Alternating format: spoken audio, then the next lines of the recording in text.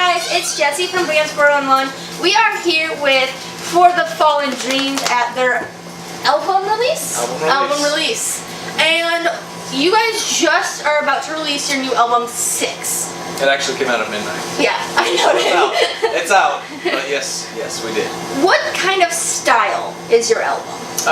It's pretty much along the lines of what we've always done, but we've implemented a few more newer elements that we never really messed around with in the past, like synth and just additional instrumentation that we never really messed around with. I sing a lot more on the new album. Mm-hmm. I started singing on our last album, Heavy Hearts. Mm-hmm. I only did 3 tracks of that. We wanted to keep it really minimal. It's something that we've always wanted to do. For our first album, Changes, we were going to do some clean singing on that, but we actually didn't have the time in the studio or really the confidence to put it to the test. Yeah. So we had another vocalist for a couple albums. He sang. That kind of brought it to the forefront of our minds, and I've always liked music with singing, whether or not it's heavy. But it just kind of worked out really well, and it's something that we wanted to do a lot more after Heavy Hearts came out. So when I was kind of in the writing process for 6, everything just felt good. It felt like something that should be there, and I'm really, really happy that we just, we were confident about it, and we pushed forward with the full album like that. So what is your favorite song on this album? I'm gonna go with 2 favorites just because they're drastically different. I'd say Unstoppable, track 3. It's a huge chorus and really soft verses, so the dynamics are there. And then track 4, Forever, is the heaviest song on the record. And it's just got a lot of really nasty parts in it, and then there's it's a strong chorus, but it's not like the forefront of the song. Yeah, so and I was listening to those 2 in the car, and I'm like, this is amazing, because you got Heavy, and then you got Unstoppable, which is just pretty, and then there's those moments where he's screaming, and it's beautiful. For sure. And there'll be links to some of their songs on YouTube in the description down below, along with all of their social medias, so you guys better go check them out because they are fantastic. How did you guys come up with your band name For the Fallen Dreams? This is the age-old question. Well, little known fact, the band's been around for probably 13 years altogether. But I mean, that's like the starting years of a band. While you're in high school with your friends and you don't really know what you're doing. So we were just kind of playing in a garage. We would play local shows around our tiny little hometown. And I came up with the name.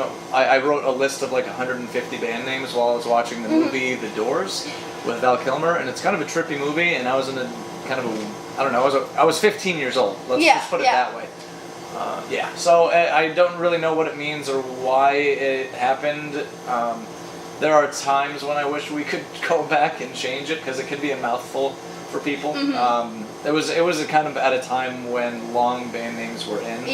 So we're stuck with it, and it's all right because I usually just say FTFD. And that's kind of the What genre would you guys classify yourselves as? I'd say metalcore, or our roots are in hardcore. Like we were always a little bit more of a hardcore band in the earlier years than we were a metal band, but I've always listened to more metal than I have hardcore, so that's injected pretty heavily. I read a couple CD album reviews that said the hardcore influence, they can still hear it's there, but we've kind of picked up more of like a kind of a big rock tone, and the metal is there, the hardcore is there, but it's definitely a rock album at times.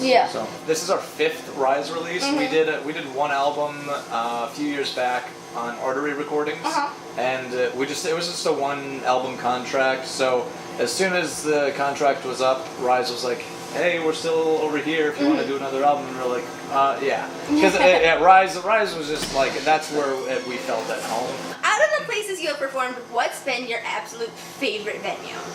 Ooh, that's tough. Norva in Virginia is really sweet. They have a hot tub in the green room. I've heard about that place. I'm like, I need to go there. Awesome, and they have pool tables and TVs and stuff. Great backstage area. A lot of European venues are really, really nice because they'll get government grants and stuff to put into it. But actually, this place, we played here a few years ago with the Amity Affliction, and this green room wasn't here. There was nowhere to go, really. The stage was a lot smaller. It was a fucking mess. Now, they really, this is the cleanest I've ever seen St. Andrews, so. How has your music evolved since you guys first started playing? First off, when we were 19 writing our first album, we didn't know how the fuck to write songs. Okay. We had no idea what we were doing. We were just playing in a band and it was fun. So we did that, and you know, kind of over time, our styles changed a little bit as, you know, some people would be in or out of the band, whatever, members changed. And we started kind of doing more what we wanted to do with the music instead of listening to, you know, you gotta listen to your fan base to a point, but if you're so devoted to making them happy, you're not making good music. Yeah. So you gotta do your thing. You can't just be a people pleaser. Exactly. So what has your biggest challenge been as a band? Staying together. Yeah, staying together's been a fucking struggle. Mostly because, you know, the industry changes fast. It's hard to stay relevant. It's difficult when you're on the road 9 months a year. It sucks sometimes, like you're away all the time. You'll either be broke or you'll be flush with money, and it's hard on you. It's hard on your body, it's hard on your mind. People leave the band. Usually when a couple people leave the band, the whole band just fucking gives up. I didn't really do that. I'm not much of a quitter. So, I mean, we have enough. It's been 10 years since our first album came out. We have enough of a fan base to keep us going. Exactly. And that's why you guys should always buy merch from bands, because that merch helps them, especially when they're touring. Imagine living on a bus with like 5 to 7 smelly guys every day and not having a shower and not knowing where your food's gonna be. I know you have a ton of social media, but what are your main ones that you use? We can include them in the description down below. So, I guess I'll break it up a little bit. Our Instagram is probably our most active because pictures and videos, people like to see that stuff. It's easy to scroll through. Facebook is kind of on the back burner lately because they changed the algorithms again. It's even harder to get post reach. You have to pay more money to get the same feedback. And it's just so clogged up with people's bullshit and opinions and personal shit that I don't really care about Facebook. And it sucks too, because we have like 260,000 people on that Facebook account, but Facebook made it so difficult for you to even reach your own followers. Exactly. So we use Instagram quite a bit. What has your favorite memory been with your band so far? That's a tough one. I got a lot of years to go through. I guess I could give you one favorite memory. Well, I'll give you a favorite recent memory. We just did a South American tour with The Word Alive and Silverstein a few months back. That was fucking awesome. I like going abroad. Going abroad is awesome.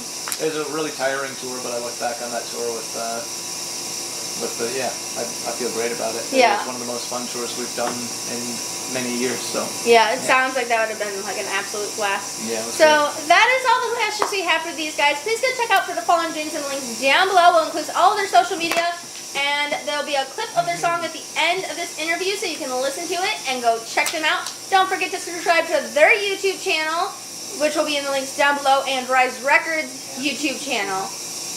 Yeah, Rise Records is a YouTube channel. We had a YouTube channel at one point. I was like, wait, do they have one? I think it got dissolved. I don't know. It'll be okay. You'll find us. Don't forget to like and subscribe to the channel. As always, stay amazing. I'll see you in the next video, guys. Bye! Bye, thank you.